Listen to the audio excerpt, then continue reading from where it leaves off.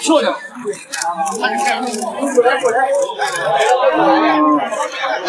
老汉怎么也不敢相信，自己住了30多年的房子，竟然是在坟地里。而更难接受的是，老汉整天都趴在棺材上睡觉。虽说房子地下发现古墓，但古墓却价值不菲。据村民介绍，古墓的棺材是由金丝楠木制造而成，重达1500斤，价值超過1元。而古墓中出土的神秘宝剑更是令人惊嘆。虽说宝剑深埋地下上千年，但出土时依然寒气逼人。那麼墓主人到底是什麼人呢？保持你的好奇心，点個關注，點個讚。我們接着往下看，在四川雅安地區，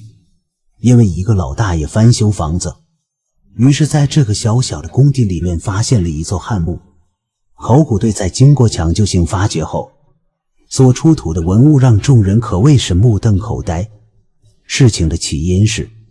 在這位老大爺翻修房子的地基的時候，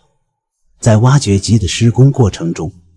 大量的木板和碎陶片被挖掘出來，並且在這些碎陶片和木板上面還有精美的紋飾。周圍有懂行的對老大爺表示，這可能是挖到古墓了。老大爺一邊想着自己在墳地裡睡了30多年，內心感到一陣恐懼，隨後就立馬將相關的情況反映給了當地的博物館。在了解到相關的情況後，博物館立馬組織了人手來到了現場。在初步的勘察以後，博物館的工作人員認為這的確是一座古墓，並且墓葬的所屬墓主人身份不低。從暴露出來的部分來看，墓穴裡面有一具10多厘米厚度的楠木做的棺椁，並且在進一步的認定之後，考古隊認為這是金絲楠木所制作的板材。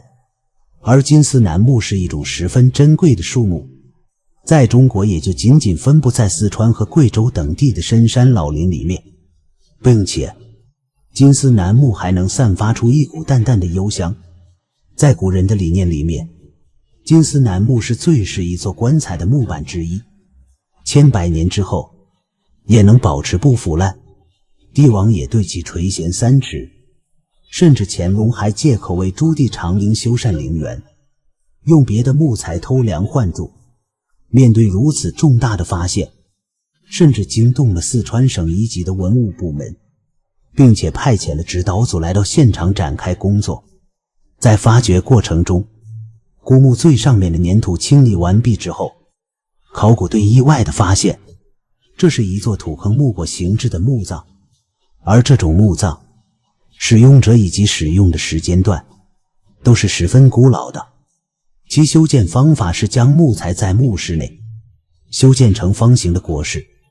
然後再放置棺材。那麼這座奇特的大墓，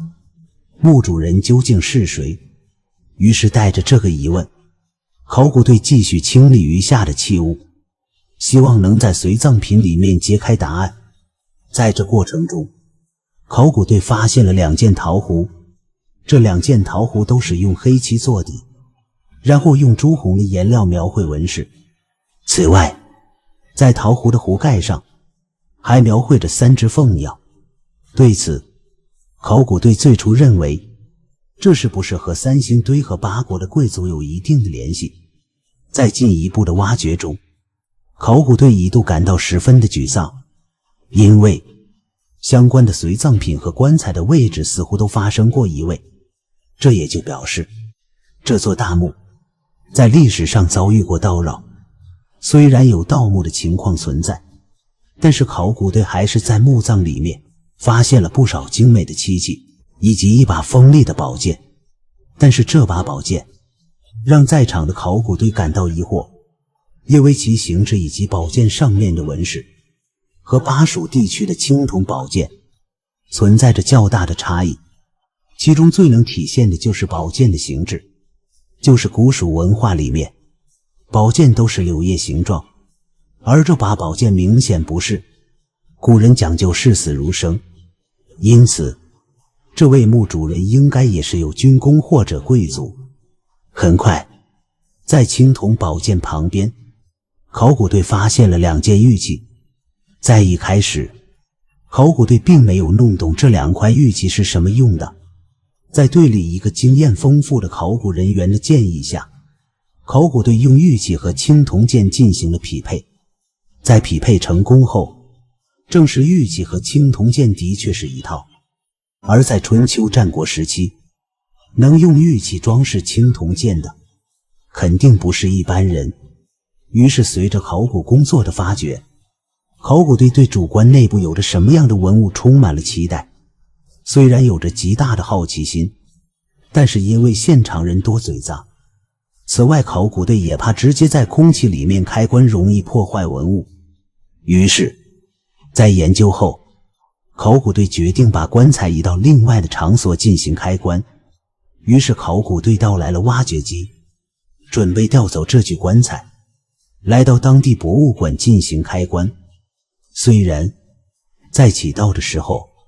因為繩子沒綁好，一度讓棺材發生了傾斜，但是在調整完畢之後，這具棺材還是被完整的從墓坑裡面取了出來，並且順利地轉移到了考古队的大院之內。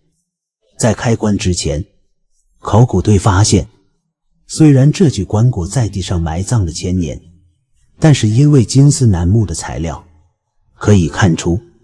這具棺材在剛剛制作完畢的時候，紋路等應該是異常精美的。在揭開一半棺蓋之後，在場的所有人都發出了驚呼，因為剛剛打開的縫隙之中閃出了一道金光。在棺蓋全部揭開之後，原來棺材裡面所謂的金光只是淤泥在太陽照射下的反光。查明了原因之後，考古队的工作人員戴上了手套，在淤泥裡探索起来。一番搜索之後，考古队發現了一件器物。只見這件器物通体黑色，在進一步探究後，發現這居然是一件純銀打造的掛鈎。在進一步的刮取淤泥後，在棺椁裡面還發現了大量的朱砂。此外，考古隊對淤泥進行冲洗之後，考古队發現了一些木炭，也側面印證這座墓葬的墓主人對於自己墓葬以及屍骨的保存，應該來說是相當重視的。雖然發現了極為珍貴的金絲楠木棺材，但是因為年代的過於久遠，能證明墓主人身份的物件，可能在歷史的變遷之中消失在裡面。但是這座墓葬發掘出來的精美的金絲楠木，以及寒氣逼人的寶劍，還是證明了相關的考古工作不虛此行。